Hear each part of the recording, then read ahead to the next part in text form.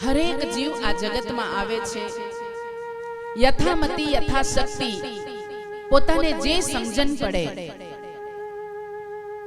એ સમજણથી એ જીવન જીવે છે અને ફરીથી પાછો એ શિવમાં વિલીન થઈ જાય છે।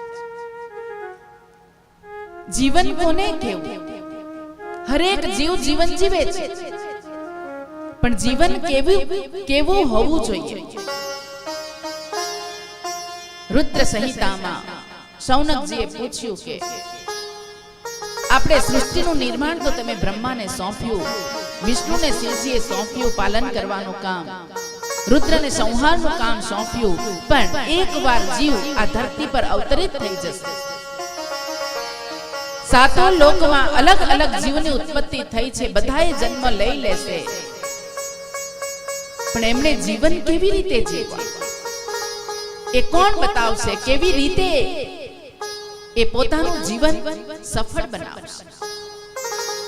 ઘણી બધી લાંબી એ વાતો કરવા જઈશું તો ખૂબ ઓછા સમયમાં, કારણ કે આપણે જેમ તેમ કરીને એટલું બધું જીવનમાં એટલી બધી વિટંબનાઓ છે, એટલી બધી વ્યવસ્થા થઈ ગઈ છે કે એ વ્યવસ્થાના ભાગ રૂપે આપણે ક્યારે અવ્યવસ્થિત થઈ જઈએ છીએ। ભાગવત કાળ ચાલી રહ્યો છે, પરિવર્તન યુગ ચાલી રહ્યો છે, પણ આપણે ચારે બાજુ જોઈએ તો સૌના હૃદયમાં, સૌના મનમાં હનુમાનજી ચારો જુગ પ્રતાપ તુમ્હારા, કે ચારો જુગમાં એમનો પ્રતાપ છે એમ કહ્યું તો એમાં કલિયુગમાં કહ્યું છે કે શ્રોતા રૂપે હનુમાનજી અવતરશે। એટલે દરેક વ્યાસ એમ કહેતા હોય આઈએ હનુમંત બિરાજીએ, કથા કરું મતિ અનુસાર। તો વૃત્તિ રૂપે દરેક શ્રોતાની વૃત્તિ રૂપે એ અહીંયા હાજર થાય છે, એ હનુમાન હાજર થાય છે। જીવન કેવું હોય? જેની પાછળ માન લાગે, માન, સન્માન, અપમાન, બહુમાન, અભિમાન, આ જેની પાછળ આ માન લાગે ને એ બહુ ખતરનાક હોય। એ જીવનને સરળ બનાવનારું નહીં, જીવનને અવસર બનાવનારું નહીં, પણ જીવનને આફત બનાવનારું થાય છે।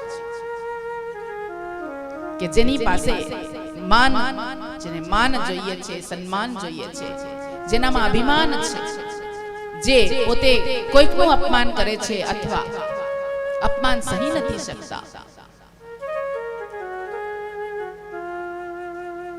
પણ આ બધાએ માનથી જો છુટ્ટી મેળવવી હોય તો હનુમાન એક એવો શબ્દ છે, આ બીજા બધા જે શબ્દો છે એ પીડાદાયક છે, પણ હનુમાન એક જ શબ્દ એવો છે જે આપણને પીડા નાશક છે, આપણી પીડા દૂર કરનાર છે। તેથી કલિયુગમાં કહ્યું કે દરેકે હનુમાન ચાલીસા કરવી જોઈએ। અને વ્યાસપીઠ પર આજે એક વાત કે સ્ત્રીએ પણ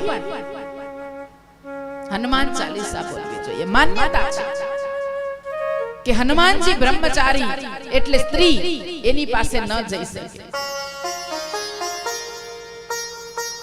ખોટી માન્યતા છે કે એમનું બ્રહ્મત્વ નષ્ટ થાય, જે પોતે ભક્ત થઈ ગયા અને ભક્તના ગુણ જ્યાં સુધી એનામાં ન હોતા તો એ હનુમાનજીનું મંદિર બનતે જ નહીં। હનુમાન ગઢ બધા જઈને